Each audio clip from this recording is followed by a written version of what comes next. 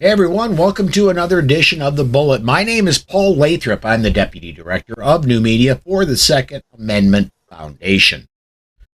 Joining me today is Dan Waz. The Loaded Mike Show is his main claim to fame. Also, he is the author of the book series Good Gun, Bad Guy. Dan, thanks for dropping by today, man.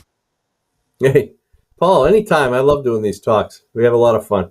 Absolutely. I want to get started today. I'm still getting social media hooked up here. I want to start off today. The one on my news search this morning, the one story that really caught my attention, and I don't usually do these, is a op-ed or a letter to the editor that was written to the Charlotte Observer by a psychologist. This person has a PhD behind their name. And so, I mean, they've had a lot of schooling. It doesn't make them very smart. The gist of it is this person thinks, this PhD thinks they can make pro-gun people all in for magazine bans because, let's face it, nobody needs a magazine with 10 rounds or more. And nobody that's really into gun rights can give a good reason why they would need 10 rounds to defend themselves. I breezed through that article. This is infuriating to me because there's an implication here when they say stuff like that guns are only used for hunting. So if you can, they believe that. That's the problem. So if they think that they can convince gun owners to agree to magazine capacity restrictions based on the fact that you don't need it to go hunting, what they're doing is they're telling you that they don't see any other reason for gun ownership other than hunting. So they reveal a lot about themselves when they do these things. It's kind of like a straw man in effect, where you create a problem or an issue and then you attack that issue. So what they're doing is they're creating the issue of guns being used for hunting, and then they're attacking it, saying you don't need it because you don't need it. The truth is, our main priority to have guns is not for hunting. It never was. That was part of it, of course, but it was always because we wanted to be able to defend ourselves against a tyrannical government. That's why we have the Second Amendment. But they keep that out because other people who aren't paying attention say, well, yeah, that sounds right. That sounds true. Why do you need more than 10 rounds to go hunting? It's a redirect. They're trying to redirect the focus to hunting. It's a lot of times I think they're just stupid and they don't understand, but sometimes they use it as a tactic. And we just need to keep pointing out the fact that when did we ever say we want our guns for hunting? And try to make the point that that's not why we have them. When I hear a magazine limitation, the first thought that comes to my mind, at least in the last 6 weeks, is I'm really thinking the people in Ukraine are glad they don't have magazine limitations. And then I would like to point out two things. Number one, Russia is only 58 miles from Alaska, and more importantly, Mexico is about 2.5 inches from Texas, from New Mexico, from Arizona, from California. Do you not believe they would invade if they thought they had a half a chance and could keep it? Yeah. Who was that Japanese general that said a gun behind every blade of grass in America? And that's why they would never attack. Do you remember his name? Yeah, I want to say it was Yamamoto, but that could very well be wrong. It doesn't matter. For people tuning in, if you can correct us, please do. And we're getting a lot of comments coming in, so I want to get to a couple of them if you don't mind. Oh, sure. First one I want to do is Charlie. And Charlie, and it doesn't show up in this part of the tweet, but he also linked an article that the Second Amendment Foundation, my bosses, are planning on suing the state of Washington over their magazine capacity ban. That is very much in the planning stages. I plan on having a phone call with my boss, Alan Gotlieb, in the next short time, and I'm hoping to have more information as we go further. Tomorrow or Saturday, I'll have more information about that. But thanks for checking in, Charlie. And hey, Charlie. How are you, Charlie? And PNW Woods, Pacific Northwest Woods, PhD equals piled high and deep. Yes. What I always go back to is I always try to think of what our founding fathers' intentions were with the Second Amendment. And, it doesn't say the right to keep and bear arms unless you go through background checks, unless you have serial numbers, unless you register your guns with the government. It doesn't say right to keep and bear arms as long as you only have 7 rounds or 10 rounds in your magazine. This is all such a bunch of crap. Yeah. And if we can steer these knuckleheads back to the founding principles of that Bill of Rights, and we can help them understand why that Second Amendment was written and what it means. They've been so conditioned and so brainwashed to disregard what our founding fathers wrote down in that Second Amendment. And they think that whatever they think is whatever they think they can do, they want to do now, they should be able to. Well, no, you can't, because our country was based on certain principles, and that Bill of Rights was a main principle. And no, there's no compromising. We won't change it. And if you're anti-gun, you don't have a seat at the negotiating table. There is no negotiating. We're not going to negotiate or compromise our Second Amendment. Yeah. Tell you, how about this? We'll negotiate your First Amendment rights. You cannot use Facebook. You cannot use Parler. You can use Twitter. There's where you can go. That's it. That's all you get. Twitter. There's your negotiation.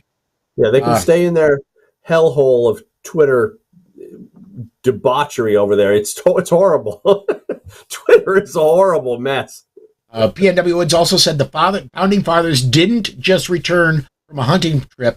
They fought off tyranny. And again, the Second Amendment was written shortly after, and I mean very shortly after, we won the Revolutionary War and we gained our independence. If I remember my math right, it's like 18 years. So the people who wrote this had just themselves thrown off the yoke of tyranny and the king of England. Yeah, it was ratified in 1791. Mm-hmm. So it wasn't far off. And it's infuriating when they say that when they try to attach gun ownership to hunting. It's just such a misleading narrative. Yeah. And he also says the quote from the Japanese admiral, that wasn't an admiral, that was Emperor Yamamoto. Okay. So all right. Thank you for that. I knew it was, couldn't remember. Yeah. All right. Next story, I want to get one more comment in here. And this did not, Dan, make it into into my show notes. But I want to bring this up, and it's going to take us on a little bit of a side trip. Charlie Chambers says, Paul, haven't read your latest article on strokes and plan to read it. I'm sure it's incredible and will help many. What that's about, as I was getting ready to go to air yesterday, one of my bosses, I have 2 at SAF, well, kind of 3, but my main boss, the one I must, when he say jumps, I have to ask how high. That's Alan Gotlieb. I have two people that I work very closely with that I consider bosses in the video realm and what I do in media. That's Andrew Gotlieb, his son. And Andrew and I work very closely together in doing things like the Bullet, and when I do things like AmCon and broadcasting Gun Rights Policy Conference. And then there's Dave Workman, who is my mentor in writing and helps me along with the stuff that, until I had my stroke, I wrote for the Gun Mag. And Dave messaged me yesterday and said, hey, we would really like you to get back to writing if you can. And I said, I can. What I think I should start with is maybe an explanation of why I haven't been writing. And that's what hit today, is the explanation of what happened when I had my stroke and the complications and everything. So, yeah, it hit today, and it's had very good response. I've got a lot of people that have commented on the article and sent me emails, and I'm very pleased that I've gotten such a great response from it. I'm looking forward to reading it. I haven't read it yet. Let's get this one here. This one is, there we go, from Lee over on the Facebook side. Aside from the need for hunting or defense, there is also a want factor for competition events and for range use. Many other victimless activities. Yeah, and those are great, but I like to stress the need version, especially when it comes down to a stupid limit like 10 rounds. You know, the average home invasion is 2.8 people when they invade your home. And I'm doing tomorrow, Friday is going to be coming up on this show, The Bullet. We're going to be talking about a older article from Greg Ellifritz where he breaks down actual statistics from real defensive encounters where people were really shot with calibers all the way from 22 up to 12 gauge and 223. And I'm going to say this. If you have a handgun, and I do not care what the caliber is, I'll say it now and I'll repeat it till the end of time, and many people won't believe me. A handgun is a handgun is a handgun is a handgun. 22 long rifle is almost as effective as 38. 38 is, between 38 and 45, including 9mm, 40, 357. You can throw a blanket on them. They're all that close. If you have a handgun, it takes usually 4 to 5 shots to stop somebody. You've got 3 somebodies coming in. You're already, if you've got a 10-round mag, you're out of ammo before the second one is stopped. Well, You know what? There are many different ways we can justify that position. The thing that infuriates me is that we shouldn't need to. In other words, it's not called the Bill of Needs. And we don't have to justify to some anti-gunner why we need a gun. That's not even part of the equation. But again, it's something that they put into the conversation as kind of a prerequisite to gun ownership. In other words, let me ask you this. If need was a metric by which we measured our gun ownership, in other words, if we had to meet some certain criteria of need, mm-hmm. Who do you think would be determining those parameters of need? It certainly they'd be the people. Right? Yeah, they'd be the people in the White House that have got the security detail around them, and the people sitting in Congress that have got the whole coverage of the Capitol Police around them. Yeah, who, by the way, all have guns. I will never agree to measuring my gun ownership by someone else's metric of need. It's not part of the equation. It's not part of the conversation. And it should be immediately dismissed And although we have several ways of justifying why we would need a gun, I don't think we should get into that argument where we start justifying to them, because that's exactly what they want us to do. They want us to explain why we need, so they can argue certain points. So now we're in an argument and a debate about a level of need when we don't even have to be having the conversation. This shouldn't even be part of the conversation. So it's infuriating to me. It makes me very mad. But anyway. One more comment, and then I want to get on to the next story. Diane says, our founding fathers said we have a right to keep and bear arms, and our rights shall not be infringed. It is that cut and dry. Amen, Diane. Yeah, well, that's true. I mean, we let them bring us into this argument where we shouldn't even be having these discussions. It shouldn't even be a concern to us. We should basically give them the big middle finger right in their face. But we debate and we argue and we pull our statistics out and we go through all this nonsense to justify our gun ownership. It's a bad position to be in. We don't need to be there. Absolutely right. One more story I want to cover today, and this is I like to have good news in every broadcast. I want some kind of good news, and Governor DeSantis, it seems, is not satisfied with permitless carry not making it to his desk this year. So he's calling for a special session of the legislature. He wants them to get back to work until he gets what he wants on his desk. Good.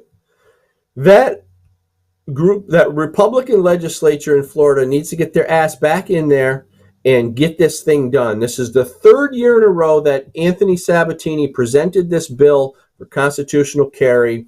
Governor DeSantis said a long time ago that he would sign it if it made it to his desk. And these jerks have been dragging their feet. According to Representative Salzman, they're doing it because they don't want it to conflict with their Marjorie Stoneman Douglas School Act, or whatever it was called. Because that law has red flag in it. It has 21 age requirement. It has waiting periods. It had all this stuff in it. And these Republicans who are supposed to be, defending our gun rights, they don't want, according to Salzman, they don't want this constitutional carry to happen because it will conflict with what they support and what they actually wrote, that Marjorie Stoneman Douglas thing. So good for Governor DeSantis, and he needs to kick their butts really good because this needs to get done in Florida. There's no reason to not have constitutional carry in Florida. 100% agree. And over the past week, I've had several stories sent to me that have said, well, this senator or that senator is holding it up. And a lot of these articles are mentioning Marion Hammer. And for those of you who don't know, she is eyeballs deep in the corruption in the NRA. And a lot of the problem with what the NRA has been doing lately is if it doesn't come from the NRA doesn't think it's any good. Guess where that comes from? Marion Hammer. Guess where she lives? Miami area, Florida. And I don't have any proof of this, but my heart tells me the reason, a large part of the reason Florida does not have permitless carry lies with Marion Hammer and the inactivity of the NRA. Yeah, I wrote an article in Mayland. If people want to check it out, it talks all about that, why Florida constitutional carry failed again for the third year in a row. And, Marion Hammer, her name came up, and she actually talked very highly about the Republican legislature in Florida, and she's talking very highly about them and saying that they got an A+ in the NRA and all this stuff, but they're holding up constitutional carry. How do you support that? What kind of, why would you support these people who are dragging their feet for 3 years in a row unconstitutional to carry. I don't understand it. Maybe there's something else that we don't know, but it just doesn't. I don't know. I smell a rat. Yeah, absolutely. And I can already tell, I can feel the people reaching for their keyboards saying we need a strong NRA, and how, and we need, I'm not specifically against NRA. I'm against the corruption that has taken the NRA away from the members. People like me, people like Dan. I believe you are a NRA member, right, Dan? Oh, sure. Yeah, absolutely.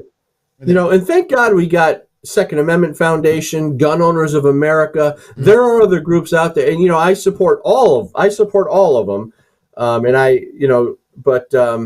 Man, thank God we got some groups who are no compromise. There you go. All right, man. Well, those are the stories I had that I wanted to talk about. Is there anything you wanted to bring up today, Dan?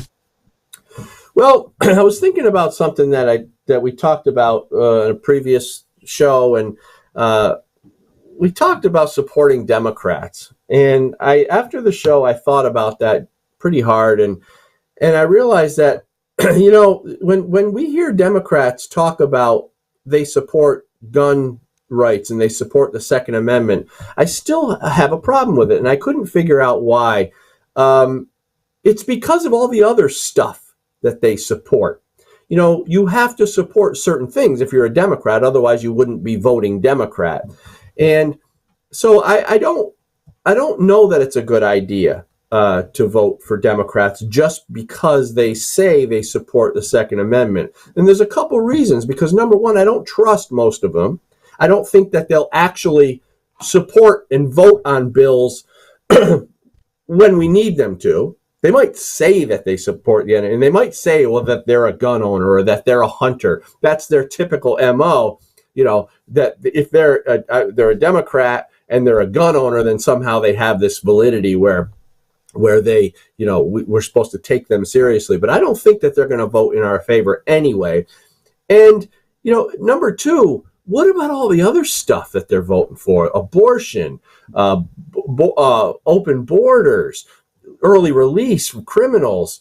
You name it. Not drilling for oil here in America. What about all the other left-wing policies they're supporting? So I don't know. I'm not going to support a Democrat just because they say they're for the Second Amendment. I have to think about that one pretty long and hard.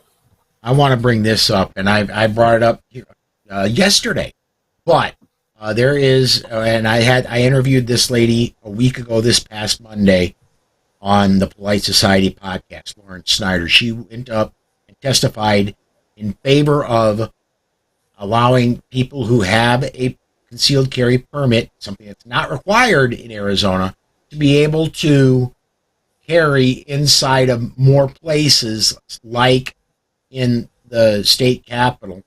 And she was in front of a Senate. You talking about Lauren? Yeah. Yeah, I'm going to be interviewing her on my show, but go ahead. Right. What I've got loaded up and I want to run here is an exact example of what Dan is talking about.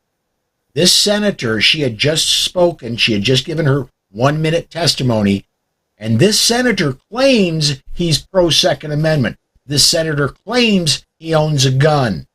It's a 2-minute clip. I want to run right here, and this is what you get. Not all the time, but a good amount of the time when you hear a Democrat say they support the Second Amendment. Hang on, we'll be right back right after this. I'm sure I've said it many times that I'm a gun owner, I'm a hunter, and I'm a proud Democrat. I don't need to carry my gun on me at all times to feel safe. I don't walk around, run around, and drive around worried about somebody's going to shoot me, or somebody's going to hurt me, or somebody's going to do whatever. Why even walk around at that point? Stay home, behind closed doors. I'm not going to worry. You can't be worrying about things all the time. I have enough to worry about being in these chambers. I mean, I hate to keep hearing about all this stuff.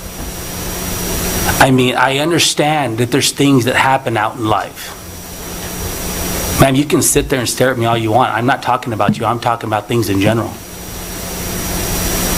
And I do have daughters, and I do have a wife, and I do have a mother. There's a lot of things that happen in this world. But you can't run around scared all the time. I will say this. People talk about how being safe, I don't feel that a room full of people, everyone with a gun is going to make me feel safer. It's not going to make me feel safer, because people in this world are pretty crazy. They're pretty crazy out there. And you just don't know which one's losing their mind and which one's not. And some of them do come through these doors in these buildings. So, I mean, I do understand that, yeah, it is a right that we have. But some people just don't have that right. And some people just shouldn't have that right. And with that, I vote no. I understand it's a right that we have, but some people just don't have that right. I wish you didn't play that, because now I'm angry. That arrogant. That's fear and arrogance is what that is. It's just, he's a typical Democrat who uses the idea that he has a gun, that he owns a gun, which I don't even. If that guy owns a gun, it's probably a dusty old rifle, collecting side by side. Yep. Yeah, and he's totally disregarding, the safety of women. Lauren, for instance, you didn't show that part of the clip, but women, she was advocating for women being able to defend themselves, and he had no regard for that. So those are the people we need to vote out. I would never put support behind a Democrat just because they say they're a gun owner. I think it's risky. I don't trust any of them. There's not many that I trust, really. I mean, I try. I mean, Manchin Manchin maybe. He seems to be doing good on some things, but I really haven't seen a Democrat that I could trust. I'm going to take it a step further, Dan. There's a lot of Republicans I don't trust, even though they say they're gun owning Second Amendment supporters. They have to prove it to me. Yeah, that was another point I wanted to make, is that I don't trust many Republicans to support our Second Amendment, and you want me to put my support behind a Democrat? I don't think that's not going to happen. Not going to happen. And the last thing, and this, make sure you talk about when you interview Lauren. Make sure you talk about this. This guy runs unopposed for his Senate seat. It's District 19, which is in the Mesa area on the west side of Phoenix, just west of the Phoenix International Airport is his district. I've made this call before. I'm going to continue making this call. If you live in Arizona Senate District 19, please get in touch with me, Paul at politicsandguns.com. We will figure out a way to get you to run against this guy. I don't care if you're independent, if you're Republican, if you're a Democrat and you're truly a pro-Second Amendment Democrat, we'll get you to primary this guy. But he needs to go away. Yeah. He's terrible. That guy is terrible. I haven't seen any, like I said, I haven't seen any Democrats that I really trust anyway, especially with the Second Amendment. They might talk a good game, but no way. Yeah. Let me get this comment up here real quick. People don't realize that every Dem in office equals to more power to the whole group, right up to the top. And then Charlie says, Congressman Stephen Scalise was quoted as saying that there are no Democratic Party members in Congress that are pro-guns. They're not. Right. Because here's the thing, Paul. They might own a gun. They might even go hunting. But tell me that they're going to fight against universal background checks, red flag laws, magazine capacity restrictions, gun-free zones, you name it, bump stocks, whatever it is, that they're going to get right on board with that stuff because party politics is stronger to them. It seems to be on the left. It seems to be their religion. And that's going to take priority. It's at the top of the hierarchy of list of values to them is their party, and their gun ownership. It's going to take a back seat to anything that their party wants. And do you think that they're not going to cave if their party puts a little pressure on them to vote against? In a heartbeat.